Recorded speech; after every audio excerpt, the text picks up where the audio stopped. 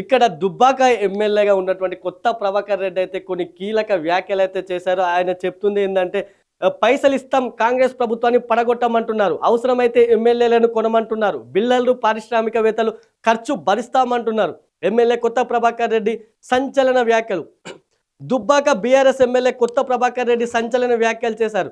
కాంగ్రెస్ పాలనతో విసుగు చెందిన బిల్డర్లు పారిశ్రామికవేత్తలు ప్రభుత్వాన్ని పడగొట్టాలని చెప్తున్నారు, అవసరమైతే ఎమ్మెల్యేలను కొనుగోలు చేయాలని ఖర్చును తాము భరిస్తామంటూ కూడా చెబుతున్నారు. పిల్లల నుంచి పెద్దల దాకా అందరూ కాంగ్రెస్ పాలనతో విసిగిపోయారన్నారు. కాంగ్రెస్ గ్రాఫ్ పడిపోయిందని, ఆ పార్టీ తమ దరిదాపుల్లో కూడా లేదని అన్నారు. ఇక రాష్ట్రంలో వచ్చేది బీఆర్ఎస్ ప్రభుత్వమేనని జోసెన్ చెప్పారు. సిద్దిపేట జిల్లా తోగుట మండలం బీఆర్ఎస్ కార్యకర్తల సమావేశంలో ప్రభాకర్ రెడ్డి ప్రసంగించారు.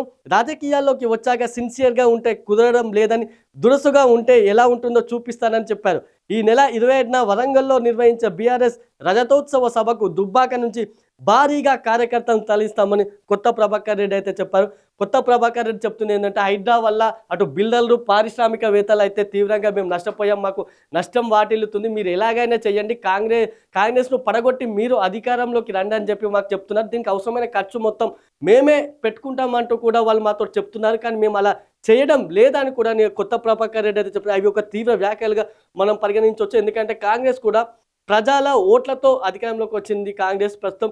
అయితే ఇప్పుడే ఈ విధమైన వ్యాఖ్యలు చేయడం అనేది అయితే వాళ్ళు అయితే ప్రభాకర్ రెడ్డి చెప్తున్నారు అయితే ఇది మేము అనడం లేదు, కేవలం బిల్డర్లు పారిశ్రామికవేత్తలు మాత్రమే చెప్తున్నారు అంటున్నారు. అంతేకాకుండా ప్రజలు కూడా చిన్నపిల్ల నుంచి పెద్దవాళ్ళ దాకా కూడా ఇదే పరిస్థితి ఉందని, కాంగ్రెస్ పోతేనే బాగుండు బీఆర్ఎస్ వస్తే బాగుండని కూడా అంటున్నారని ఆయన చెప్పుకొచ్చారు. ఎందుకంటే కాంగ్రెస్ గతంలో ఎన్నికల్లో ఇచ్చినటువంటి ఎటువంటి హామీలను అమలు చేయలేదు, కేవలం ఫ్రీ బస్ మాత్రమే ఇచ్చింది. అంతకుమించి మహిళలకు 2500తో పాటు ఇప్పటికీ రైతుల ఖాతాల్లో నిధుల జమ, పెట్టుబడి సాయం, అదేవిధంగా రుణమాఫీకి సంబంధించిన నిధులే ఇప్పటికి కూడా జమ కాలేని పరిస్థితి ఉంది. ఇటువంటి తరుణంలో వారంతా అటు కాంగ్రెస్ పోవాలని కోరుకుంటున్నారు, బీఆర్ఎస్ రావాలని కోరుకుంటున్నారు. దీనికి అవసరమైన డబ్బును బిజినెస్ మ్యాన్స్ కూడా పెట్టుకుంటామంటున్నారు కూడా అని కూడా ఆయన చెప్పారు. వ్యక్తిత్వాలు కూడా మార్చుకుంటున్నారు, మంచితనంగా ఉంటే పనికిరాట్లేదు, దురుసుగా ప్రవర్తిస్తాను అని కూడా ఆయన ఒక మాట అన్నారు. ఇక్కడ యాక్చువల్ కొత్త ప్రభాకర్ రెడ్డి మనకు ఒక సౌమ్యుడిగా, ఆయన సైలెంట్ గా ఉంటారని చెప్పి పేరుంది.